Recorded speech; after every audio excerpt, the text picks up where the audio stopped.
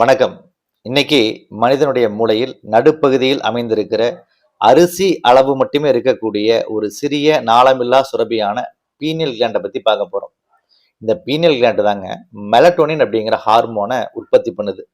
நம்ம மகிழ்ச்சியா இருக்கிறதுக்கு காரணமே இந்த பீனியல் கிளாண்ட் தான். இந்த மெலட்டோனின் அப்படிங்கிற ஹார்மோன் தான் நம்ம நைட்டு ஒரு 9 மணிக்கு தூங்குறோம், 4 மணிக்கு எந்திரிக்கிறோம், அல்லது 10 மணிக்கு தூங்குறோம், 5 மணிக்கு எந்திரிக்கிறோம் அப்படிங்கிற அந்த உயிரியல் கடிகாரம் கிரிகாடியன் கிளாக் அதை உருவாக்குது. இது இரவு நேரங்கள்ல தூங்குற போதுதான் இந்த மெலட்டோனின்ங்கிற ஹார்மோன் வேலை செய்யும். பாருங்க, டோபமைனும் செரட்டோனினும் வேலை செய்யணும்னா மெலட்டோனின் ஒழுங்கா வேலை செய்யணும். ஏன்னா அதனுடைய சேர்ப்பு தான் இதெல்லாம். அப்போ இந்த பீனியல் கிளாண்ட் கெட்டு போச்சுன்னா நம்ம உடம்புல என்னென்ன சிக்கல் வரும்? இந்த பீனியல் கிளாண்ட் ஆரோக்கியமா இருந்தால் என்னென்ன நன்மைகள் கிடைக்கும்? அதுக்காகத்தான் இந்த காணொளி. இதுக்கு யோகாசனம் என்னென்ன தீர்வா கொடுக்குது அதை வலுப்படுத்த அப்படின்னு சொல்லி தான் நம்ம பார்க்க போறோம். இன்னைக்கு விஞ்ஞானம் வேற அளவுல வளர்ந்து நிக்குது. சொல்ல போனா சிங்கப்பூர் போன்ற நாடுகள்ல கார்டன்ஸ் பை தி பே அப்படின்னு செயற்கை காடுகளவே உருவாக்கி இருக்காங்களாம். இன்னைக்கு இருக்கிற நவீன அறிவியல் இன்னும் கொஞ்ச நாள் கழிச்சு எப்படி வரும்னா, இந்த ரூம்ல போய் நின்று இந்த ஸ்விட்சை போட்டோம் அப்படின்னா வேப்ப மரத்துக்கு காத்து வரும். அந்த ரூமுக்கு போய் அந்த ஸ்விட்சை போட்டோம் அப்படின்னு சொன்னா ஆலமரத்துக்கு காத்து வரும். இல்ல எனக்கு புங்க மரத்துக்கு காத்து வேணும்னா அதுக்கு இந்த ஸ்விட்சை போட்டு இந்த ஃபேன் கீழே போய் நில்லுங்க. இப்படி எல்லாம் கண்டுபிடிப்புகள் வரலாம். இது சரியா தப்பானா அது வேற. ஆனால் அறிவியல் வளர்ச்சிங்கிறது இப்படி போகலாம். அது மனித சமுதாயத்துக்கு பாதகமா இருக்குமா, சாதகமா இருக்குமா, அதெல்லாம் நம்ம பின்னாடி பேசலாம். இப்ப அதை பத்தி யோசிக்க வேண்டாம். ஆனால் இன்றிலிருந்து 500 1000 வருடத்திற்கு முன்பு இது போன்ற டெக்னாலஜிஸ் இருந்ததா அப்படின்னு தெரியாது. ஆனா அந்த காலத்திலேயே இந்த பீனியல் கிளாண்டை பத்தி ஒவ்வொரு சித்தர் ஒவ்வொரு மாதிரி பேசியிருக்காங்க. இதுல அழகநீர் சித்தருடைய பாட்டை மட்டும் நான் இங்க உதாரணமா கொடுக்குறேன். உச்சிக்கு கீழடியோ ஊசி முனை வாசலுக்குள் மச்சுக்கு மேலேறி வானுதிரம் தானெடுத்து கச்சை வடம்புரிய காயலூர் பாதையிலே வச்சு மறந்தல்லோ என் கண்ணம்மா வகை மோசமானேண்டி. அழகனி சித்தர் பாட்டு.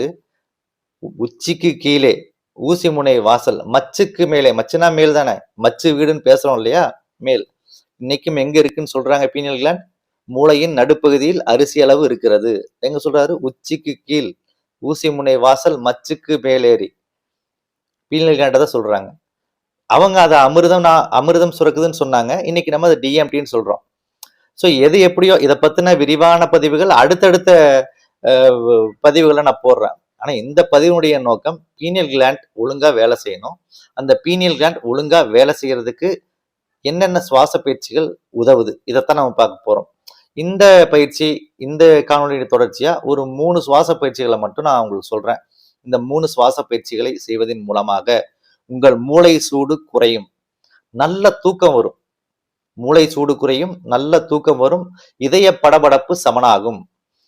ஆக இந்த 3 சுவாசம் பீனியல் கிளாண்டை நேரடியா இயக்கும்.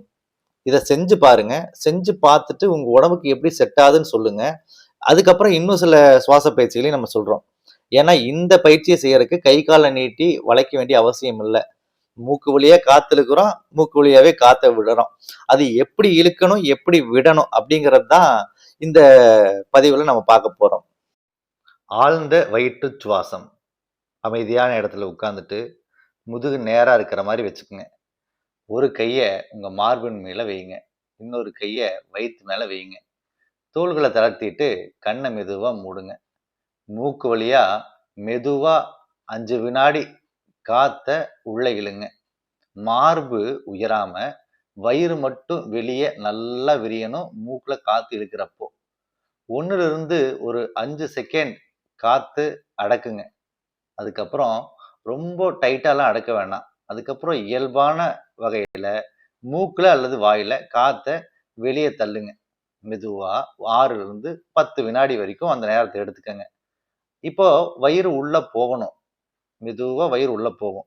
இந்த மாதிரி 5ல இருந்து 10 நிமிஷம் தொடர்ந்து செய்யலாம். ஆரம்ப காலகட்டங்கள்ல 1ல இருந்து 3 நிமிஷம் வரைக்கும் பண்ணாலே போதும். இது எப்ப செய்யலாம்னா, காலையில செய்யலாம், சாயந்தரம் செய்யலாம், தூங்குறதுக்கு முன்னாடி பண்ணலாம். மன அழுத்தம் எப்பெல்லாம் அதிகமா இருக்குன்னு நினைக்கிறீங்களோ அப்பெல்லாம் அதை செய்யலாங்க.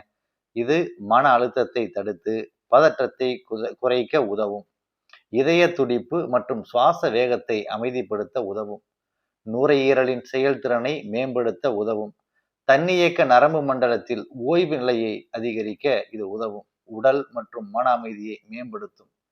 இன்னைக்கு நம்ம பார்த்த இந்த 3 வகையான சுவாச பயிற்சிகளும் நம்ம உடம்புல நரம்பு மண்டலத்தை தூண்டுற பாராசிம்பத்தட்டிக் நரம்ப ஆக்டிவேட் பண்ணும்.